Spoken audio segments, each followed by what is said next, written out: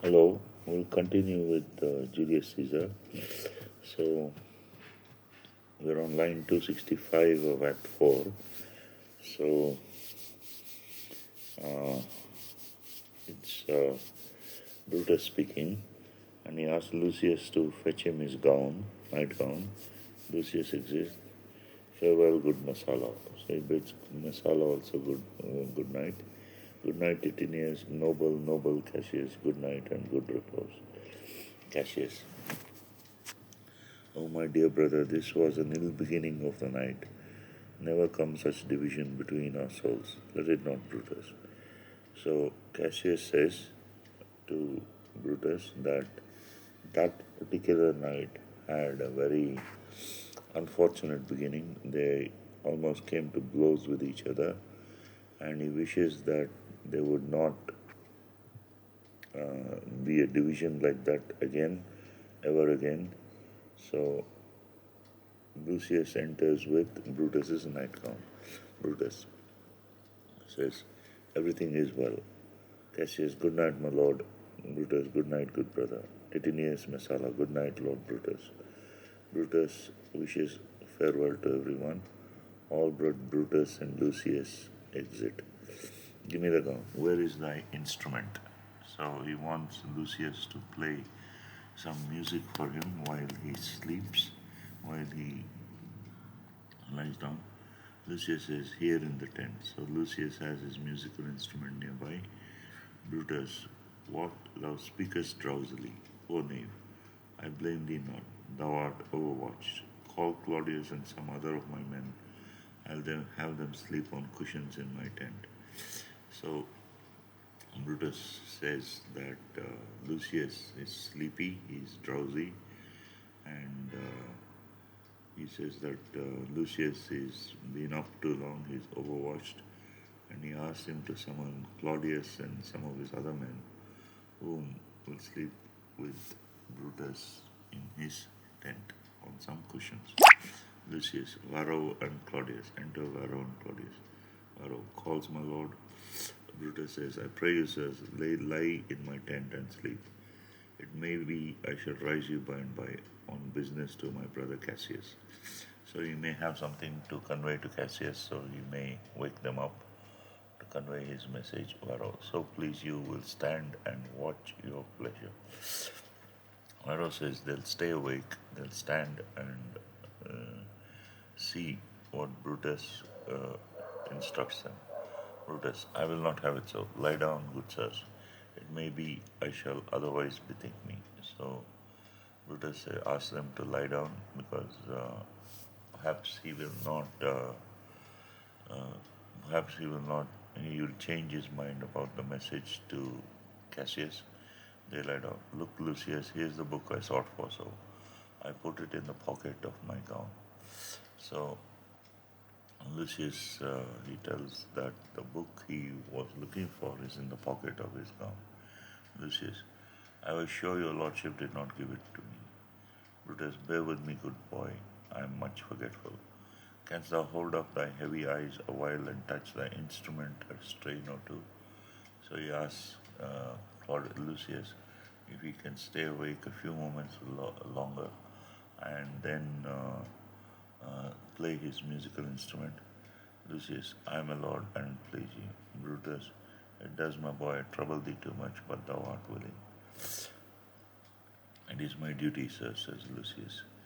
Brutus, I shall not urge thy duty past thy might. So Brutus says, I won't urge you to do your work beyond your strength. I know young bloods look for a time of rest.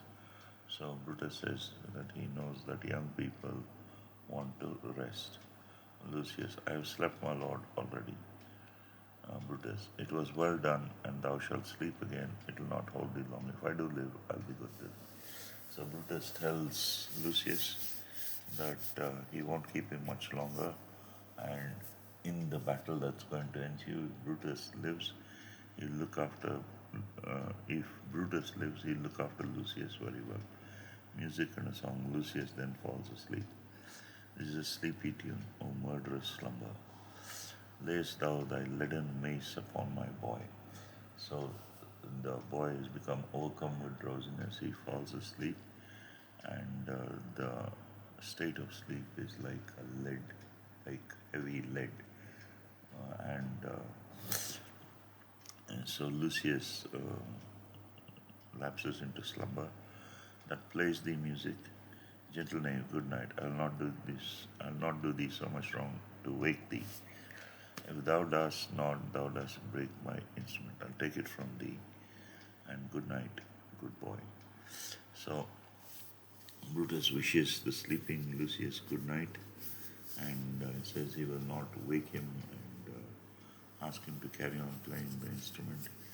And if he, Lucius, is holding his musical instrument in such a way that if he just nods, the instrument will fall and break. So he takes it from him. He moves the instrument. Let me see. Is not the leaf turned down where I left reading? Here it is, I think. How ill this taper burns. So it's become very dark in the tent, and the candle is giving just a little light. It's dark and it's full of shadows. Enter the ghost of Caesar. Ha! Who comes here? Says Brutus. I think it is the weakness of mine eyes that shapes this monstrous apparition. So he says that his eyes have become weak with too much work, and it is his weak mind that shows him the, the monstrous ghost of that is coming towards him. It comes upon me. So it comes near Brutus. Art thou anything? He says. He asks the apparition, he asks the ghost if it's anything that is to be found on earth. Art thou some god, some angel, or some devil that makest my blood cold and my hair to stare? Speak to me, what art thou?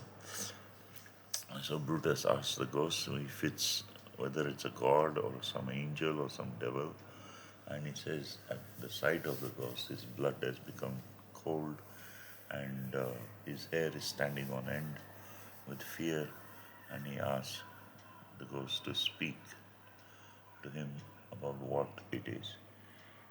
Ghost, thy evil spirit, Brutus. So the ghost tells him that it is the evil spirit, the bad side of Brutus. Brutus, why comest thou? To tell thou shalt see me at Philippi. So the ghost says, he's come to tell Brutus that it will see Brutus at Philippi, the battleground of Philippi. Well then, I shall see thee again. I at Philippi. Why, I will see thee at Philippi then. Ghost exits. Now I've taken heart, thou vanishest, ill spirit. I would have hold more talk with thee. Boy Lucius, Varro, Claudius, sirs, awake, Claudius. So Brutus says he would have more conversation with the ghost, but then he wakes all the people sleeping in the tent, and it's Lucius, Varro, and Claudius. Lucius, the strings, my lord, are false. So Lucius thinks he's still playing the instrument, and Brutus is angry because he's played a wrong note, and he blames it on the ill-tuned instrument, of the strings of the instrument. Brutus, he thinks he's still at his instrument. Lucius, awake.